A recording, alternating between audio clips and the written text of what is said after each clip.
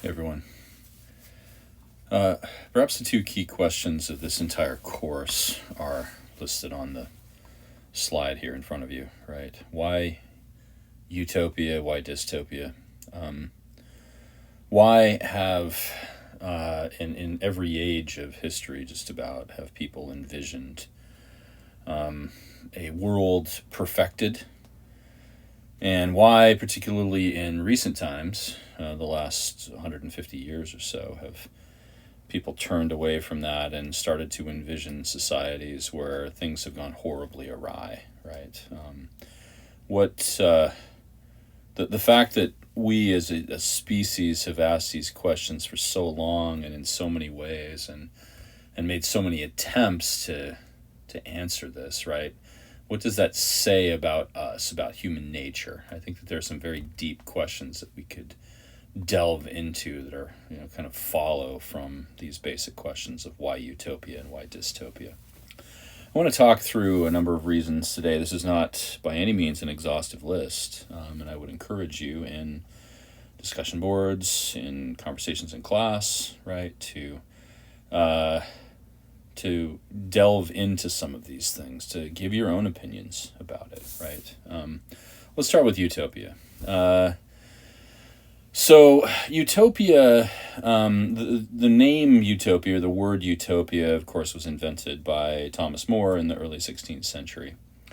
It's a kind of play on words in Greek, although the text itself was written in Latin. It's a play on a Greek word. It actually means no place. And that, in some ways, is fundamental to the whole concept of utopia, right?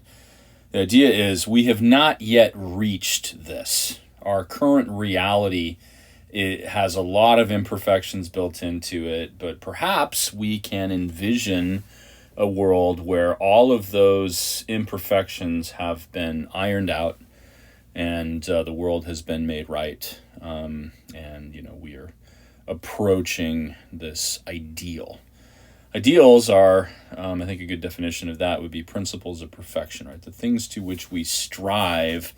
And ideals are never kind of formulated on their own. There's always a sense that the current reality is not sufficient, and that if we could, move beyond the problems we have now, we might, the world would be a lot better place, right? And so we strive for ideals while we live in reality, okay?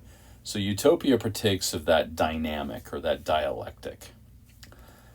Almost all utopian works of fiction, going back to Plato's Republic, which we read in this class, to Thomas More's Utopia, to some of the medieval experiments, which we'll mention only briefly, to that they predate More, I should say. I'm out of chronological order here, but to the kind of 18th and 19th century versions of utopia. There's almost always, in fact, I really can't think of many instances where this doesn't happen, an articulation of contemporary conditions and the problems that exist therein, right? Plato in the Republic has Socrates and his dialogue partners go on at some length about the problems that existed in Athens and in Greece more generally. And then the question always arises, okay, what do we do about these things? How can we put this to right? Thomas More wrote Utopia. The whole first part of the book, in fact, is a kind of litany of the problems of contemporary European society in the early 16th century, right? The book Looking Backward by Edward Bellamy, late 19th century utopia, right, is really just a conversation between the main character Julian West and his far future interlocutors after he falls asleep and wakes up 100 and something years later, about how they've solved all of the problems that existed in his day, right? And they seem to be keenly aware of what kind of the world that he lived in and how they have changed things for the better, right? So there's this, most utopian works, most utopian visions have in mind a set of issues that they're trying to confront and overcome. And that's a big part of the conversation there. And by the way, the same goes for actual utopian experiments. There's always a sense that these things are what's wrong with society, and therefore we want to, do something different, something that will allow us to overcome those problems.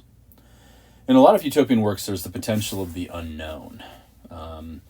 In the 16th and 17th century works by, the likes of Thomas More and Francis Bacon, the New World, the Western Hemisphere, had been found by Europeans, and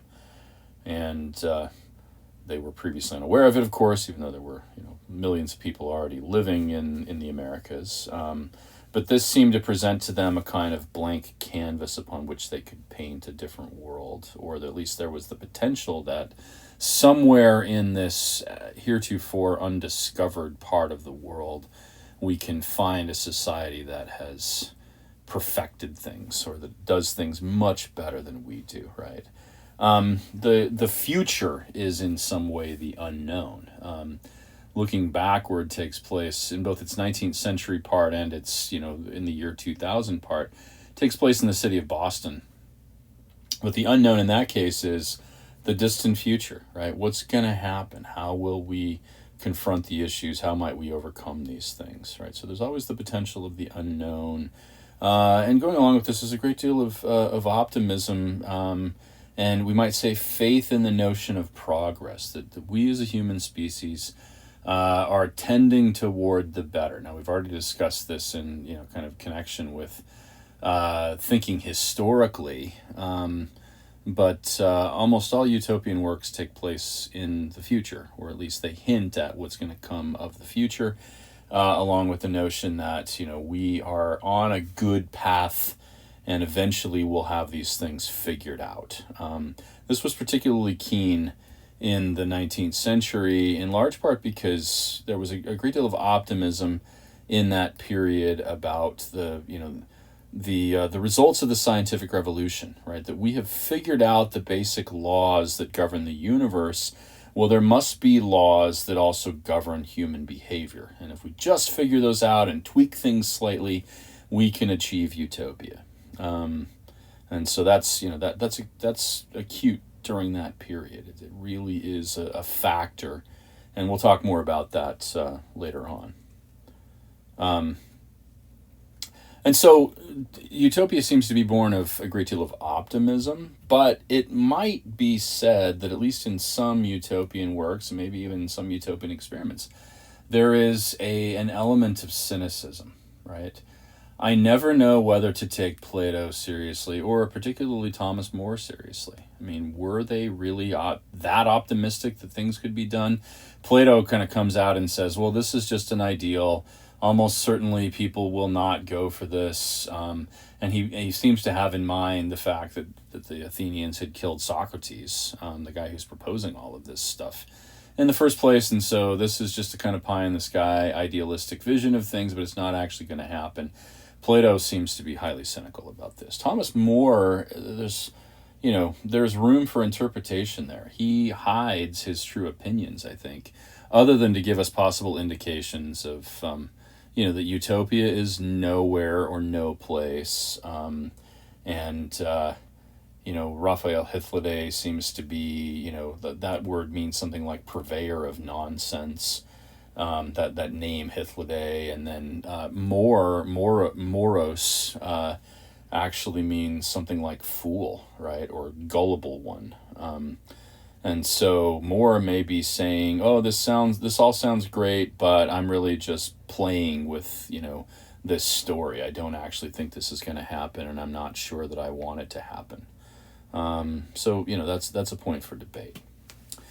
Let's talk for a few minutes about why dystopia. Dystopia, for the most part, is a product of the modern world. It starts in the late 19th century, although we may find antecedents in earlier periods. But this, in part, seems to be the result of the failure of actual utopian experiments. There were a lot of attempts to create real societies in the 19th and early 20th centuries. Many of these went terribly awry. All of them, pretty much. There were some that lasted for quite a long time, some that are still around today, in fact. But for the most part, these things failed pretty miserably. Lasted some years, and then due to mismanagement or greed or whatever it was, they didn't work very well. There were attempts to engineer society on the macro level, the level of the nation, or there were things like collectivization of agriculture attempted in places, especially like the Soviet Union in the 1920s and 30s, and later China under Mao, and Africa after independence from the colonial powers. And these things just went badly. People died of starvation as a result of this, right? Planned communities and planned economies seem not to work very well. And so some of this is, kind of the disenchantment that goes along with that. But we might just say there's a more general modern disenchantment with notions of progress, with the potential of science to perfect the world. As it turns out, human beings are a great deal less predictable.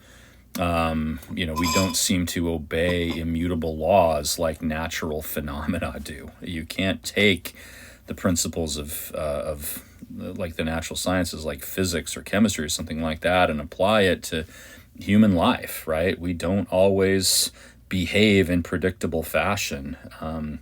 This optimism of the 19th century gives way to a kind of modern disenchantment with some of that. Disenchantment with the notion of progress, that the Industrial Revolution in the 19th century, yes, it bolsters the economy tremendously, produces a great deal of wealth, but that wealth is just horribly uneven. You have, vast numbers of people living in polluted slums, working in dark and dangerous factories, while the privileged elite few live in luxury and kind of suck the life out, almost like parasites, out of all the people who work for them, right? That's the cynicism of that, and the disenchantment with these notions of progress. And so, that's another factor.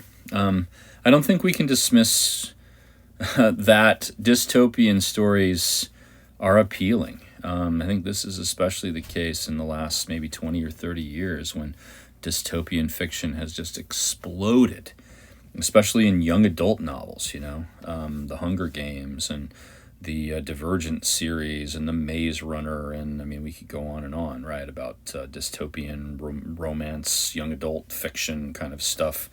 Why do young adults, in particular young people, teenagers and young adults, go for this? Well, I guess maybe you as students are in a better position than I am to answer that, right?